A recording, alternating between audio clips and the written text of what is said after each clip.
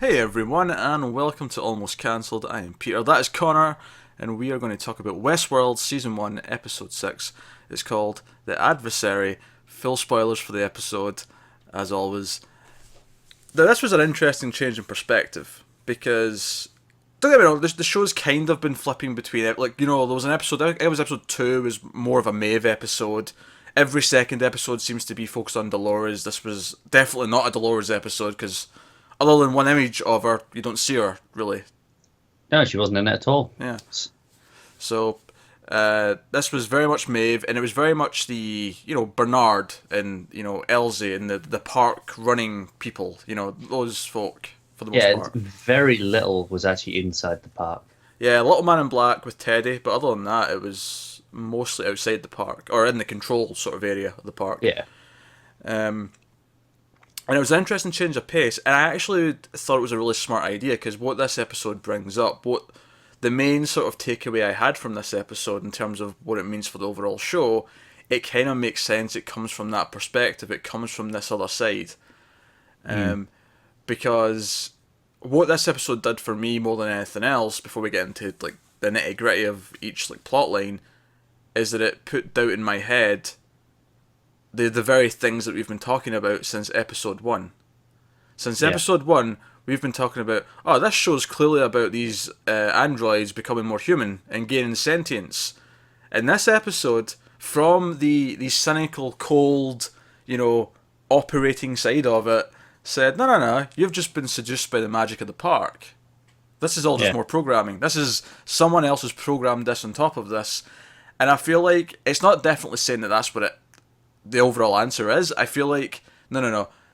Maybe later we'll get a definitive answer, but I feel like for a lot of the show, and maybe even by the end of the show, this debate's going to be in our heads. Like, is this real human life, like, spark in there, or is it just more programming? Is it just... Even during this episode, like they talk about the maze, and even just like I got a good look at the symbol of it, right? Mm, And it's like it's the man, like like they have the image they have him splayed out, yeah. like when they make the robots surrounded by the maze, and they talk about the story obviously, but it's like the maze is what they have to go through to get to humanity at the center, essentially, like the consciousness.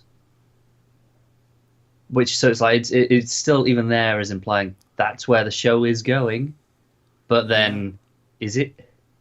That's what the characters believe. Dolores believes she's feeling new things. Maeve, like, her paranoia, like, I mean, they even say her paranoia was turned up. Like, someone did this to her. This isn't just her having a spark of life, or is it? Or if this is Arnold doing this right now, and it very well could be. Everything we get in this episode hints that he might still be around. At one point, Bernard even says to some random person, "Arnold, are you Yeah. Arnold?"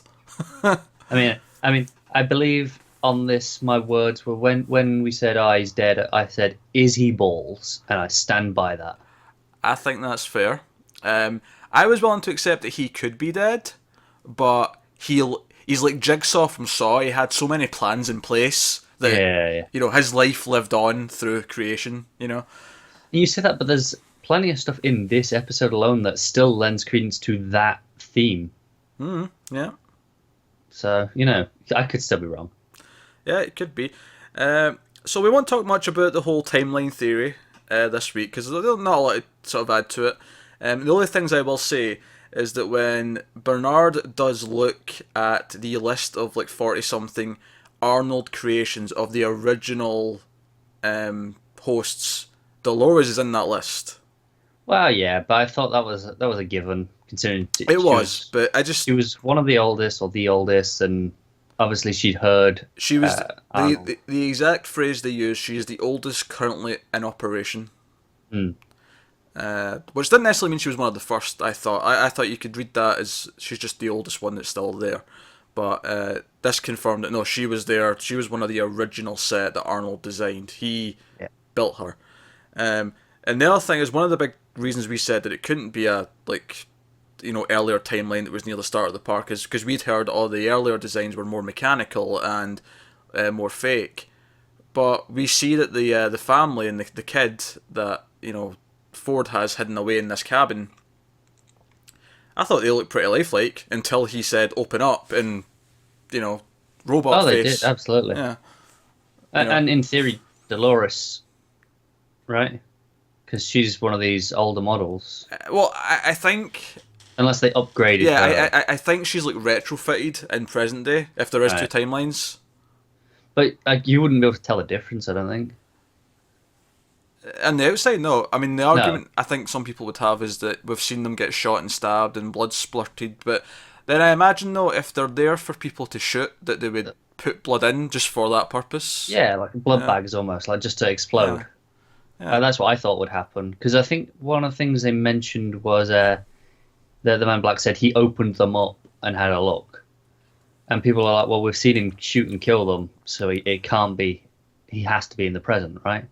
But, I mean, I don't know. You don't really get that good a look at them just from that. Yeah. Also, worth mentioning, there is you haven't seen the movie, right? No. There is a little Easter egg in here that connects it to the movie. I don't know if they're flat out saying that it is part of the movie's timeline, but Yul Brynner's host is actually in the background of a shot when Bernard goes down to the spooky basement. Which, by the way, if I'm going to make any complaints about the episode, is that I thought it was just a little bit ridiculous just how like flickering all the lights were and how like it was like over the top almost, like that basement area. Yeah, that's fair. Minor complaint. But what he finds down there is very interesting. That there's, it leads to that family, the family that's based on Ford's family, and the kid is him. Because I think we even commented at the time when we first seen him that he was dressed exactly like Ford. Yeah. And that makes sense. But no, that was very interesting. And Elsie goes on the hunt because she wants to find out more about who's sneaking out this information. She finds out it's one of the Delos satellites that's involved. And it's funny because when Bernard goes into the park himself to find these like 5 anomalies, I was thinking, like, I get that you assume that it's safe because they can't hurt you, but this feels dangerous to me. It does when you think, if the whole point of him checking them out is because they're not under control, right? They're anomalies. So it feels weird to go and investigate them because they're not under control and you don't know what's gone wrong. So when Elsie went out herself to investigate, I'm tracking the location of the beacon, the thing that's sending out, through the old system. So only the old, which is why maybe all the ones we're seeing that are having like memories and stuff and having these new changes, they're all like old models because they have to be, because they're the only ones with the tech in them that'll like pick up this signal. It's kind of like in movies when like there's some sort of like destruction of the digital world, but the old analog things come out and they use like ham radios to contact each other and stuff. It's essentially a dog whistle. They can hear it, we can't. Aye. Just spoil it down. We can never hear it. It's just the new host that can't hear it. Well, no, that's the same thing. Like, that's what I mean. Like in terms of this, it's like a dog can hear the dog whistle, we can't. Old hosts can hear it, new ones can't. It's the same thing. Sure. But yeah, so when she goes out there and she's got her very fancy flashlight, by the way, it's just like a triple bulb. Yeah, thing. I was thinking, I was like, oh, that's not a bad idea. That's very bright. Yeah, it's very, very fancy. But she goes out and she's like investigating, and I kind of seen what she was going to find coming. Like it just made sense that it was going to be Theresa that. It was did. involved. Everything was kind of pointing to it. Also, as soon as she went into that room and you see that room how it is, it's like, oh man, she's got to be dead in here, surely. Everything to it is like, when is something going to come out of the shadows and stab her? It was very, very spooky, very, very atmospheric and creepy. The episode as a whole was actually quite creepy. There was a lot of really creepy. The IDs being brought up were kind of creepy, and like her, and then her going out there in this dark, creepy like theater place with all these mannequins and whatever else was there, dolls and whatnot. Yeah, she's not dead though, because we see her get grabbed. But if you just see someone get grabbed, that means they're not dead. Yeah, that's just TV rules 101. It's just how it is. Yeah. I just mean that when she went in there, I was just expecting her to die. Yeah, I knew she was in trouble. Like, she was in trouble. That was pretty clear. Yeah, so all that stuff is obviously really fascinating and brings a whole new question to the show where we're starting to doubt, if we've been right about what we even think the show is from the get-go. But even if we were wrong, even if they aren't having the spark of life yet, we know that Arnold was trying to trigger it by using his own voice first. Yeah, it still feels like it's when you teach a kid to ride a bike, you put the stabilizers on. This is like the stabilizer. It's like, oh, if you push them towards it and they think they can do it, they just can do it then. Yeah. It's kind of like that. Yeah. Well, that's what we think he's doing, at least at this point, and it seems to make sense. Let's shift over to Maeve, because I thought she had a very... in fact, probably my standout scene of this episode was the lab tech guy like showing her around upstairs after she makes him. All of that was just glorious to watch. It was just, the music was going full throttle and very emotional. She's seeing all these like corpses of the hosts, and it all comes together at the end when she sees the commercial for Westworld, and I thought this worked really, really well. That we've not seen this. We'd seen the host that like sort of like introduces it. Yeah, greets the guests when they arrive, but we hadn't seen this commercial. And because we'd seen her like have these flashes of this, her and the child, and we assumed it was a previous like setting, like this was her before she got assigned to the whorehouse. But because we hadn't seen this yet, like her seeing this for the first time, it really put us in her place, in the same place as her, and we really took that in the same way. And I thought that was a really effective little touch, because I feel like a lot of writers or directors or whoever, had other people been making this show, I could almost see that commercial being the opening of the pilot.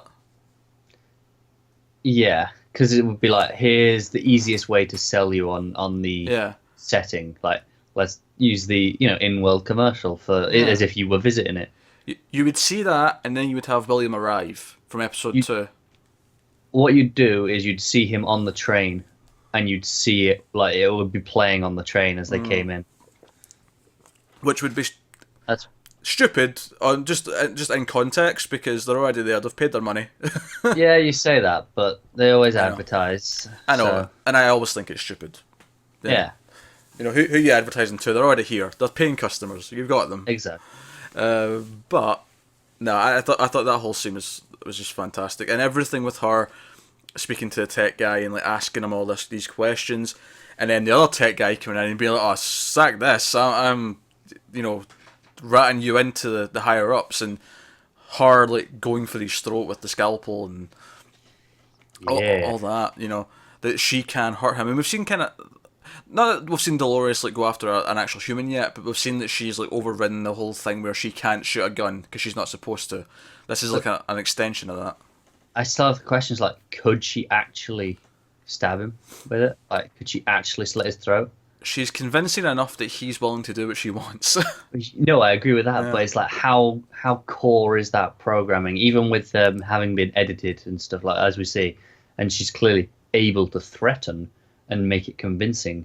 Could she have actually done it?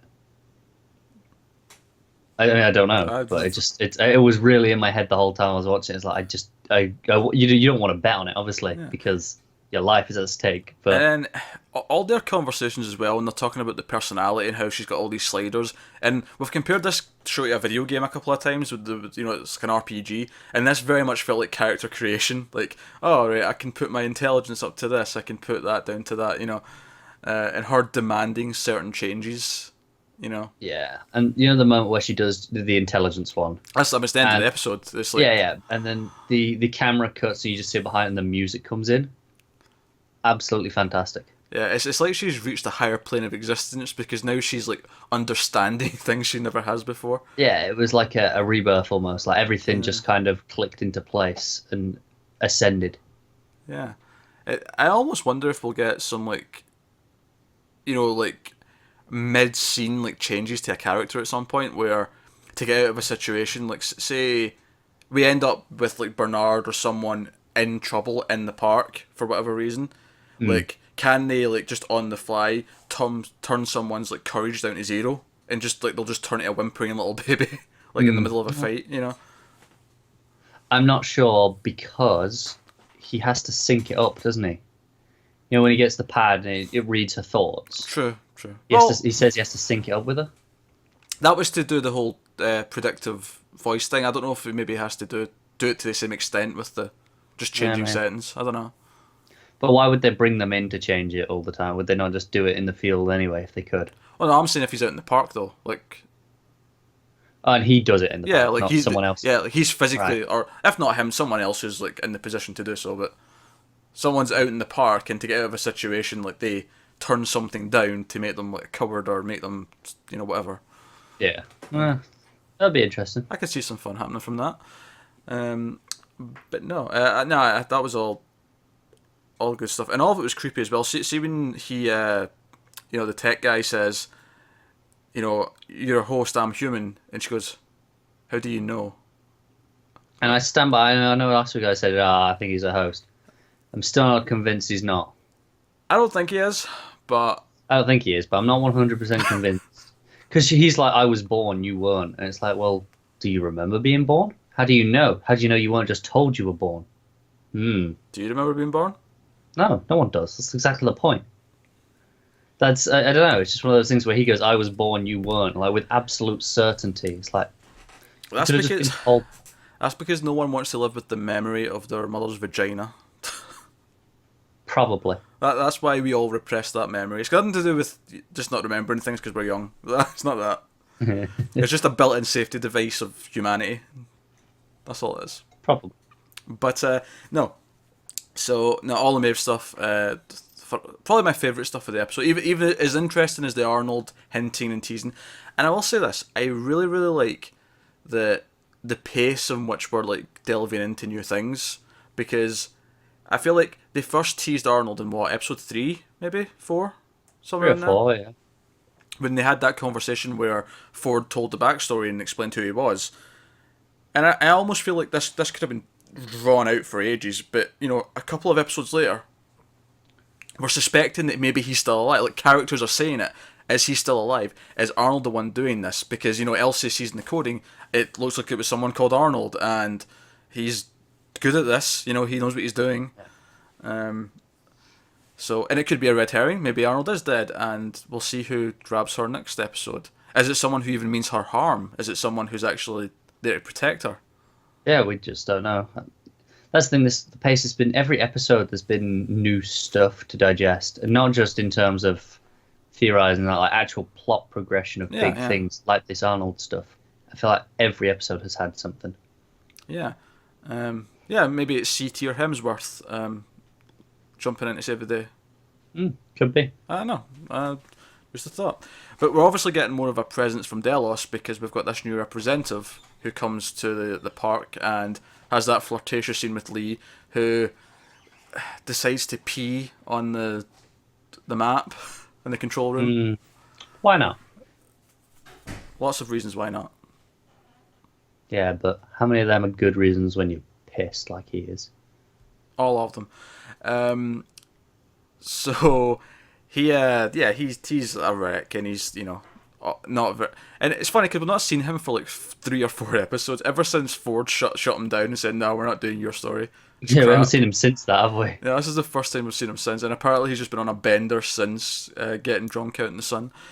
But no, I'm really intrigued by where this is going, and is Theresa working, is what she's doing, behind Bernard's back?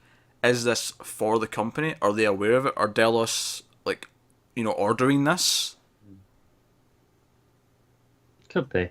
It's hard to get again. Like, we just don't know enough about her motivations for anything. She seems dedicated, but so does a lot of them. Yeah, and I almost suspect actually, because the scene where she sort of breaks it off with him because Ford knows about them, and she says to Bernard, because Bernard's about to tell her about everything that's going on, and he ends up not, because she hits some of this news first, and he just kind of leaves,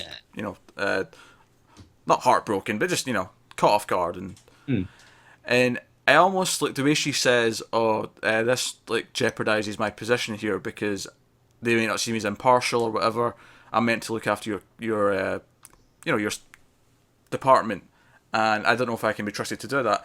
And I wonder if you can almost read that as if she is doing something she's not meant to, and even from Delos's perspective, is she worried about losing her position because it means she can't do what she's actually there to do secretly?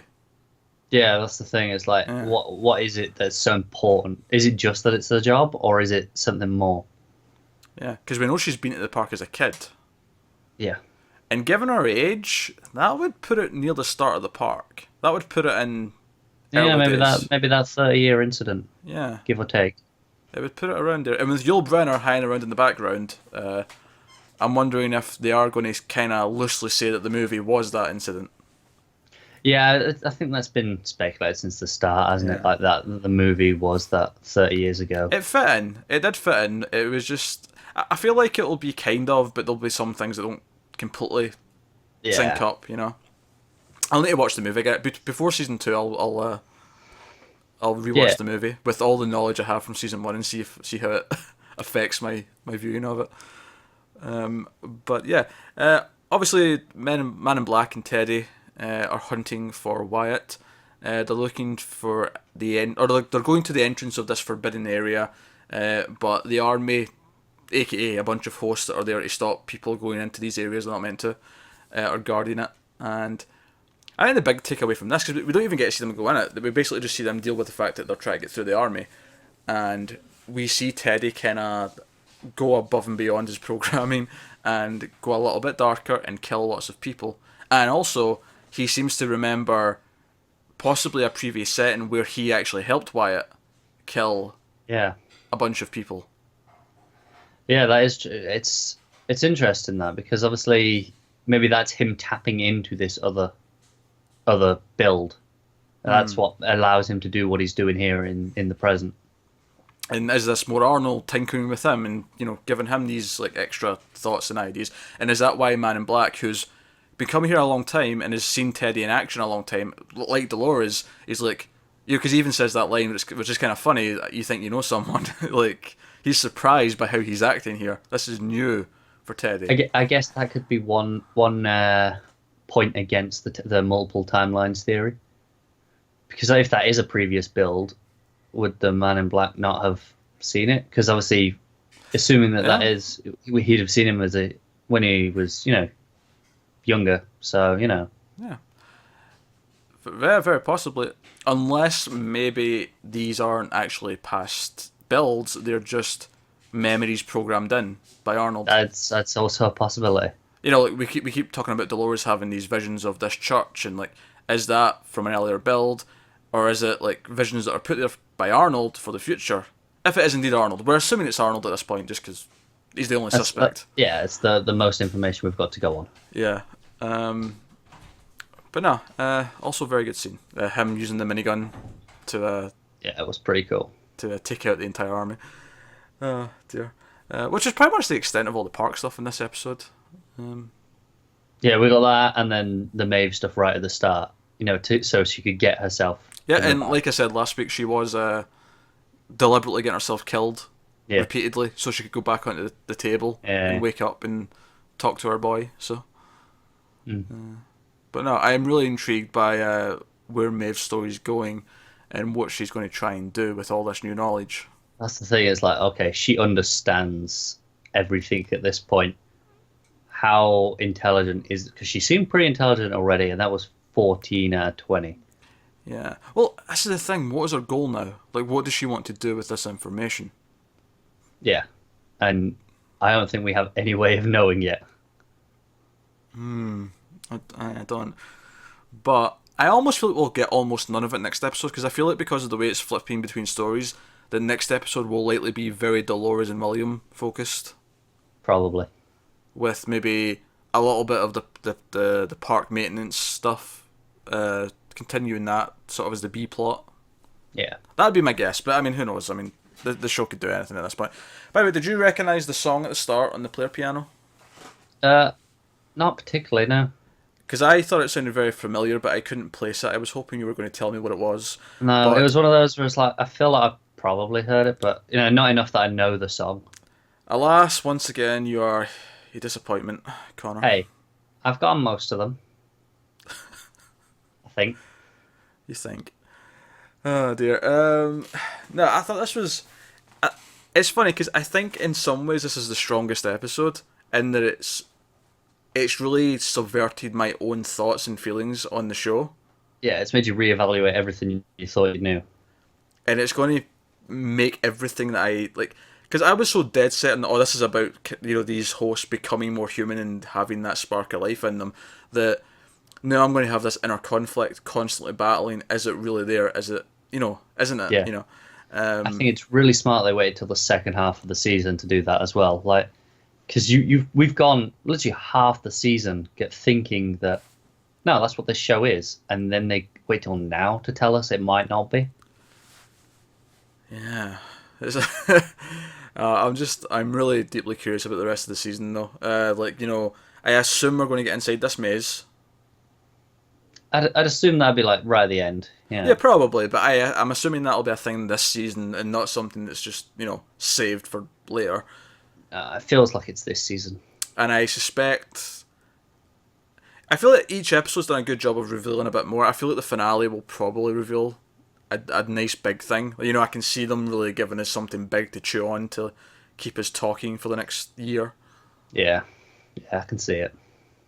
But no, but like I was saying though, so this is probably one of the most intriguing episodes, and it really flipped our expectations of everything that this show's been doing. But at the same time, it's probably the least traditionally entertaining, if that makes sense. Yeah, I think it's because we spent so long in the park and getting the Western vibes that you almost forget about all this behind the scenes stuff. Yeah, that instead of being caught up in the stories and the narratives of the park, we're in, something else entirely. Yeah, but yeah, that is episode 6 of Westworld. Let us know what you thought of this episode in the comments below. Give us thoughts and theories and all sorts. We do like to hear them. A lot of good ones last week, actually. So, thanks very much for watching, guys. Like and subscribe and all that stuff. It helps us out a lot. We'll see you next time.